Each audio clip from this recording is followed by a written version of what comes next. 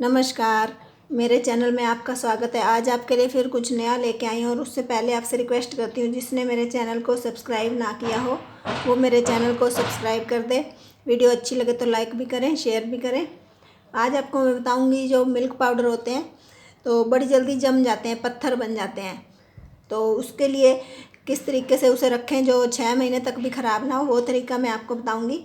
इसी तरीके से कॉफ़ी पाउडर भी जम जाता है, पत्थर बन जाता है, तो आधा पाउडर तो इस्तेमाल हो जाता है, आधा बेकार जाता है। तो उसके लिए मैं आपको बताऊंगी कैसे रखना है। ये आप देख सकते हैं, बिल्कुल सही पड़ा हुआ पाउडर। ये दो महीने से लगभग पड़ा हुआ है, तो ये बिल्कुल सही है, आप देख रहे हैं। तो ये कैसे रखना है ये मैं आपको बताती हूँ। तो इसे आप फ्रिज में रखें।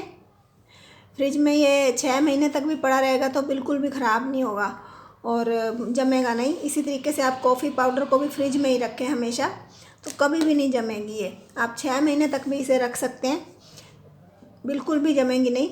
और एक चीज़ और, जो ड्राई फ्रूट हम लाते हैं तो उसे हम बाहर रख देते हैं, तो कुछ दिन तो वो सही रहते हैं, उसके बाद उसका स्वाद बदलना शुरू हो जाता है, अच्छा नहीं रहता, खाने का मन नहीं होता, अजीब सी महक आती है, कड़वे भी लगने लग जाते हैं।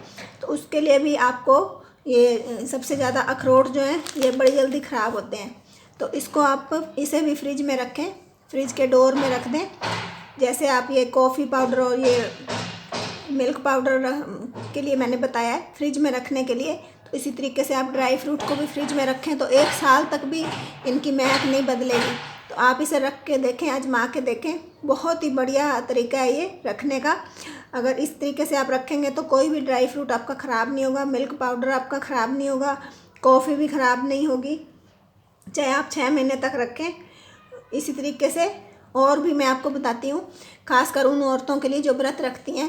तो नवरात्रे में कुट्टू का आटा खाती हैं, सब खाते हैं जब व्रत रखते हैं, तो दुकानदार वही आटा रखे रखते हैं। उसके बाद जब कार्तिक का महीना आता है, उसमें एकादशी में कुट्टू के आटे की रोटी या पकोड़े कुछ भी बना के ऐसे प्रसाद बांटा जाता है मंदिरों में भी।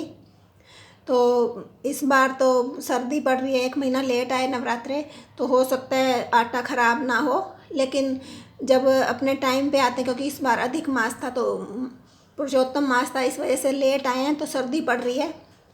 तो आमतौर पे जब नवरात्रों के बाद कार्तिक का महीना आता है, तो तब गर्मी होती है थोड़ी, तो उसमें आटा ख़राब हो जाता है, तो उसमें कीड़े पड़ जाते हैं, तो लोग बिना छाने हुए उसे इस्तेमाल कर लेते हैं।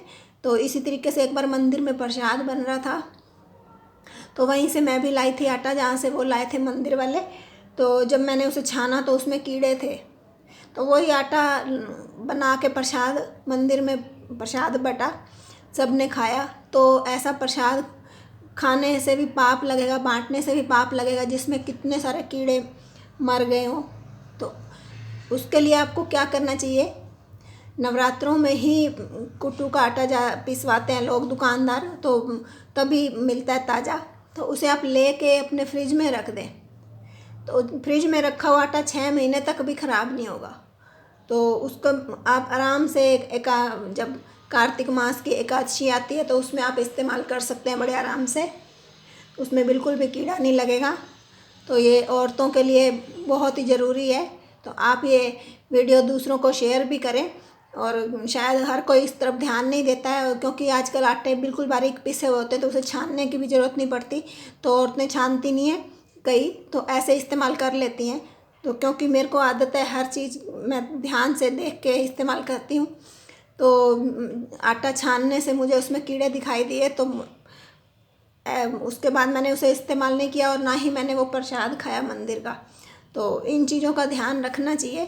तो आप जो भी चीज़ थोड़ा टाइम के लिए रखनी है, ज़्यादा दिनों के लिए, तो उसे आप फ्रिज में रख सकते हैं। खाना तो जो आप रोज़ खाते हैं उसे आप ताज़ा बना के खाएं, लेकिन जो इस तरीके की चीज़ें हैं वो हम फ्रिज में रख सकते हैं और सुरक्षित रख सकते हैं उन चीज़ों को।